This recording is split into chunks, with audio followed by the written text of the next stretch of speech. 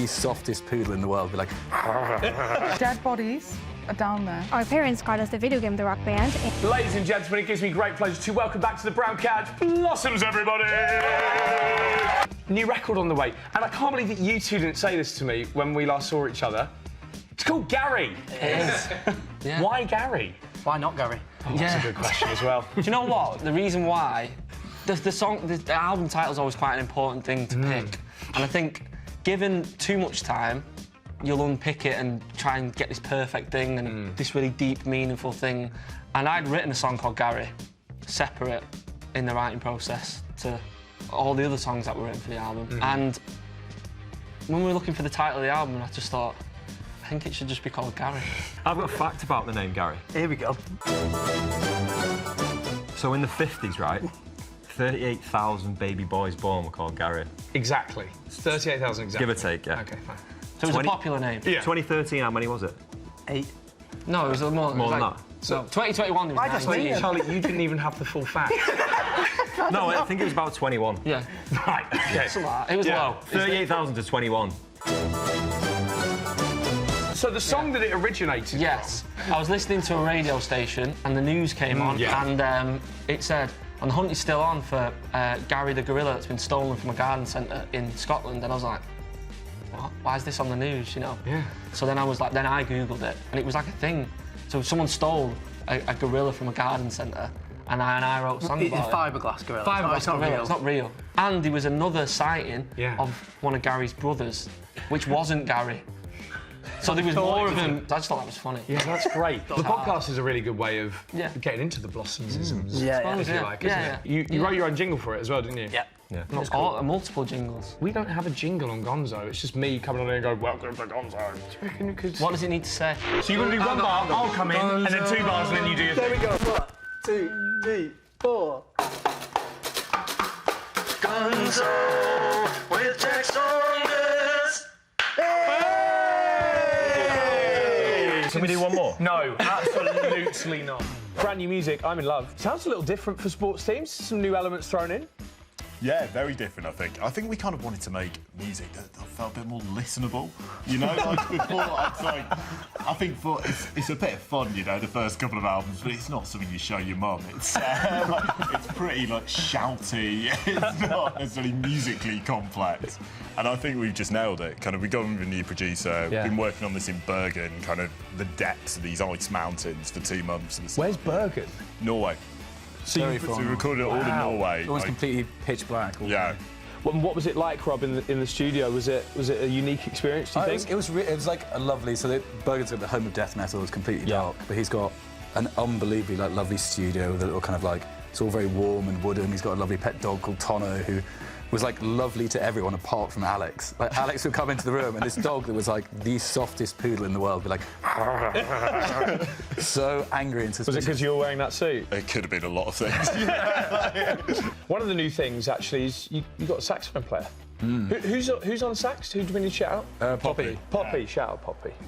Poppy's probably got an amazing sax face. I haven't seen it yet, but I'm sure it's probably brilliant. I too have what I believe to be quite a good saxophone face, I guess. I have to shoot it down the camera because that's the only way I can really do it. But yeah, here we go.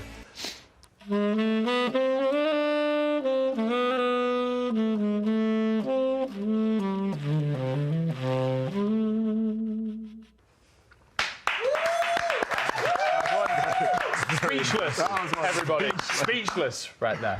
Please welcome to the Gonzo sofa. It's Katrin and Jack from Another Sky, everybody!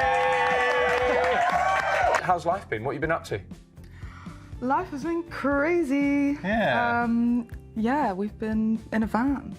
We did a van for a bit. We did a van for a bit. Tried the whole living in a van thing for a bit. Are you talking about tour, or did you No, actually... like house, like life. All of you? No, just me and Katrin for a bit. Right. Yeah, it was crazy. So we've done the van, and now we're in the crypt. For anyone that might not know, can you describe a crypt to them and what it is and why you've made music in there? So, dead bodies are down there. There's a family, yeah. There's a family who died of anthrax, and they're in lead coffins in the wall. And there's loads of like spider skins, because nothing can really live down there.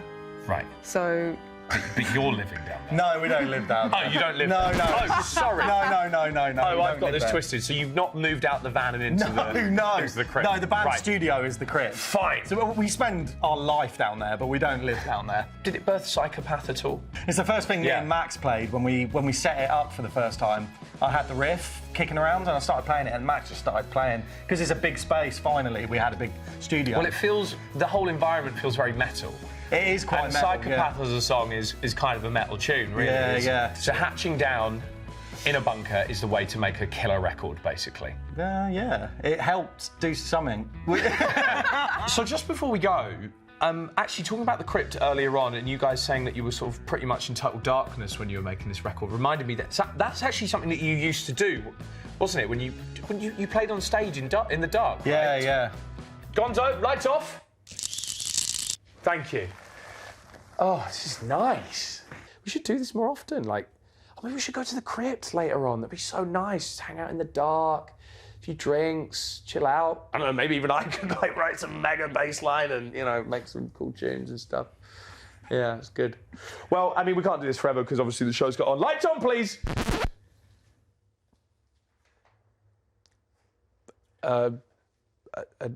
Another sky, I guess.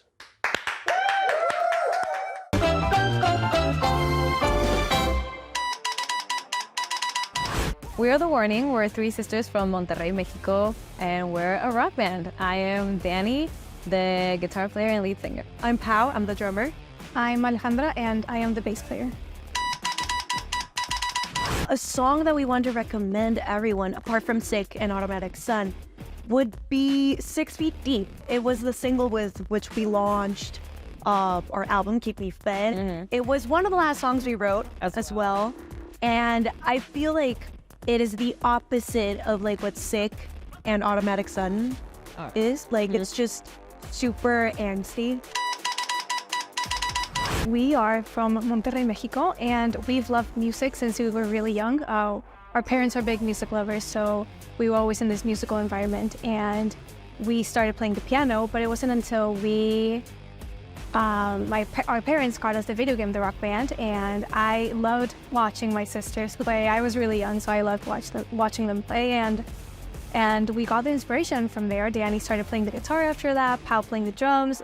Eventually, I started playing the bass, and we've just been playing ever since. We covered our favorite songs and uploaded them to YouTube, and eventually we started writing our own music. Amamos a Gonzo.